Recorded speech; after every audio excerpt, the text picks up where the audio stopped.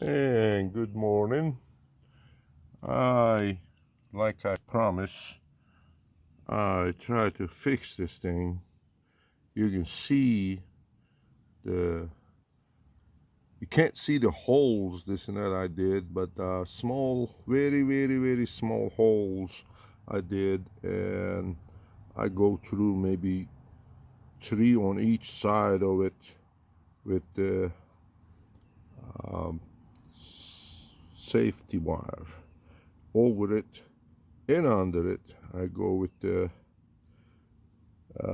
as much as I can with the double WD weld, whatever it is. You're mixing 2 of them, Walmart has it.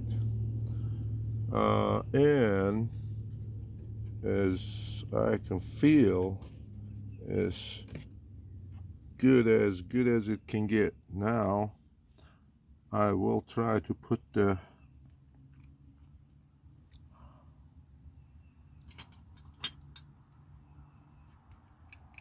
my new thing here. First I'll go, and then I'll try to put the top first and then bottom push and see what will happen.